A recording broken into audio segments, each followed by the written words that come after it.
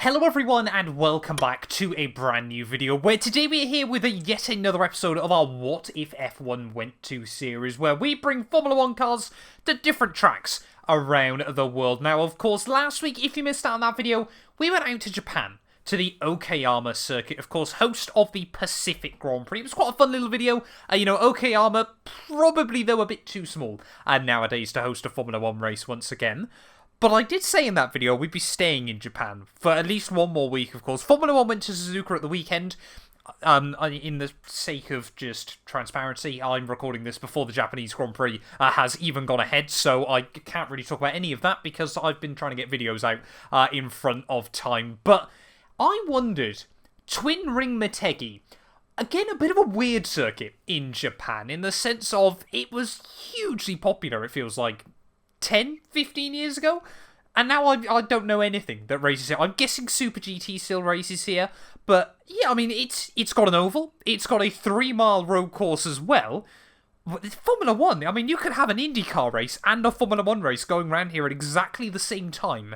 That would be a spectacle to behold. But yeah, we head to Twin Ring Motegi today. 2.98 miles, so basically 3 miles long. 14 corners around this venue. And I'm excited to see how we're going to get on around this track today. Now, as always, I need to try and find a new setup. So I'm feeling this track always kind of gives me Road America vibes, but I feel like that will... let's risk it. Let's try and find a Road America setup for this Mercedes Formula 1 car.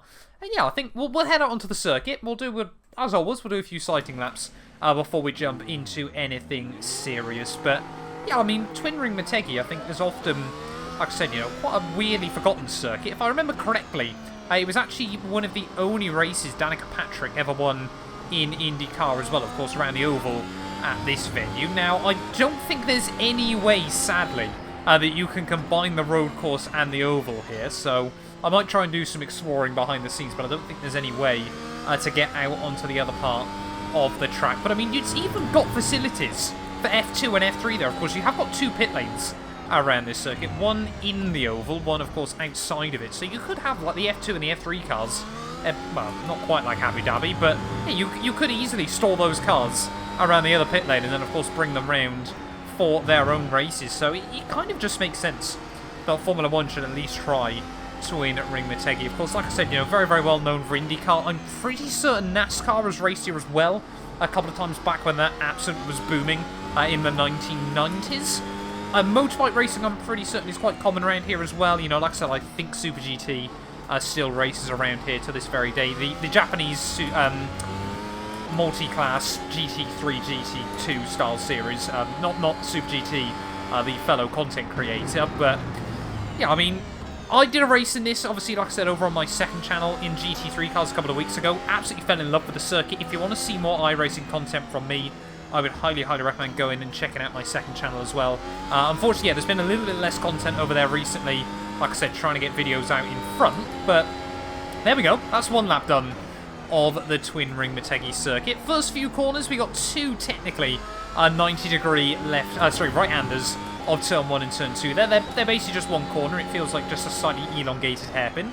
And then you get the mirror of that down at the next 2 corners there. Slightly more than the 90 left through the first, and then the second one is far more gradual there. But again, you just want to make them one corner once more. Turn 5 is, again, slightly more than 90 degrees there, but it is just one corner by itself this time round as you go underneath the oval. And then this second half of the lap, really through on the outskirts of the bank. It is fantastic in a Formula 1 car there. Sweeping left, sweeping right as well there. Really does keep you on the edge of your seat. And then as we head down again, another little hairpin. Oh, hey, go on, little Mercedes.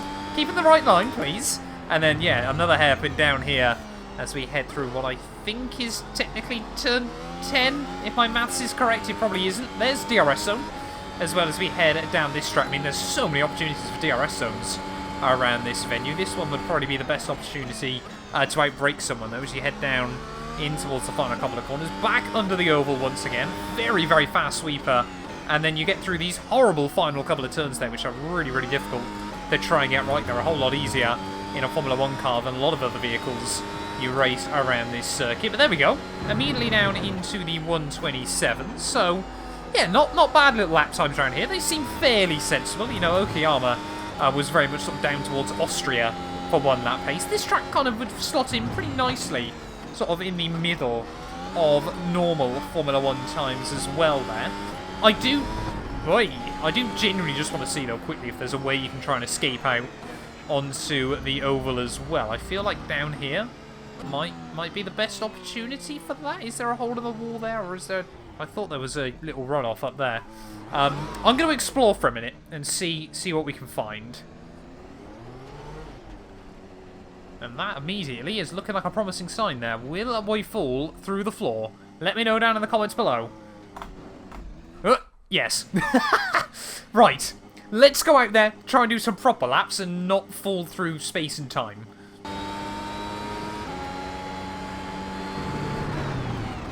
Hey? When did I get front wing damage? What? I mean, the car feels basically fine still. I'm going to have a look back over the replay in a minute, but... Oh, no, that doesn't feel fine. That doesn't feel fine. What happened to the front wing? Let's go have a look on those replays.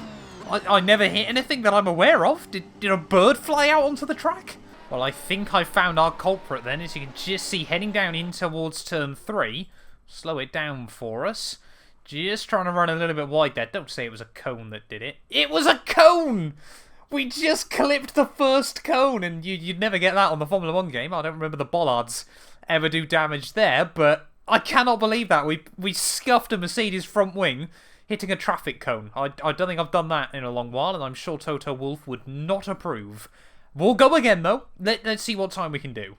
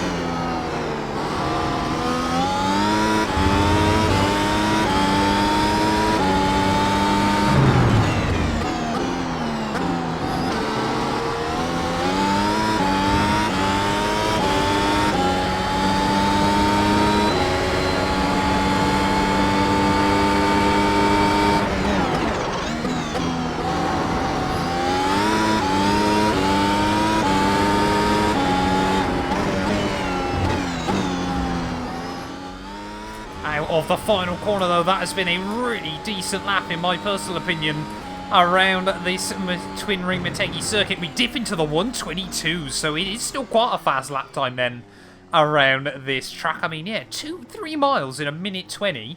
You're looking at what, 83, 82 seconds, so we're averaging quite high speeds around this circuit. And yes, my mental maths has absolutely failed me there. I probably could, if I sat down for a minute, work it out, but yeah, twin ring Motegi though, very, very good fun in the Mercedes AMG Formula 1 car. Like I said, you know, again, Japan, it's got some hidden gems. You know, I feel like Japan and America are probably the big two on iRacing anyway, that have sort of got these hidden gem circuits. I am planning, if we continue on this series into next year, we're going to try and jump over onto Assetto Corsa and things like that, you know, explore some more mods as well. But, you know, if you have enjoyed this video, please let me know other tracks as well that you'd like to see us head to down in the comments below. Of course, Formula 1 is back at COTA in a couple of weeks' time, so I'm sure we'll head back to the US and explore some venues we haven't done there. I've still got a couple of tracks in mind that we haven't taken on across the pond. But thank you all so much for watching this video. If you have enjoyed, please do make sure to leave a like, get yourself subscribed as well, and we will return very, very soon with more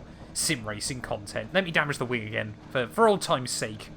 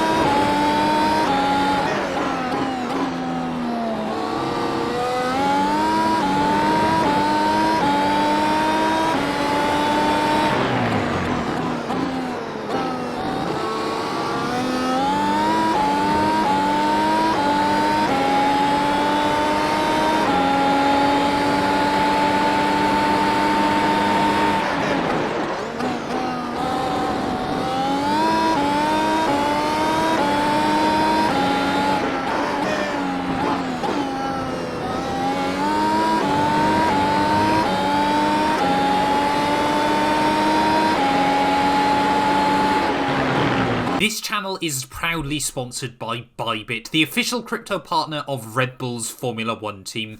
I've been using their platform for my personal crypto savings over the last few months, and when they got in touch to support the channel, I was super excited. Currently, they're offering you guys a special new promo for the first 100 of you to deposit $10 or more onto the platform. You'll get another $10 free. Also, 5 lucky winners will get their initial deposit doubled up to $1,000. That means if you deposited $1,000 onto the platform using my codes below, you could be within a chance to get another $1,000 completely free. We've seen the landscape around crypto drastically change over the last couple of years, and I genuinely believe it holds an important place in our future. However, please be careful as always when trading, as you are liable to lose money. But if you're interested and you're 18 or older, click the link down below to get started and see why Red Bull and myself, as well as thousands of others, trust Bybit as their crypto. None of these videos would be possible without the help of our channel members, so a massive thank you to all of the names you see on your screens currently for helping support the channel. You can join them by clicking the join button down below, and yeah, thank you once again to everyone that continues all the insane support on my work.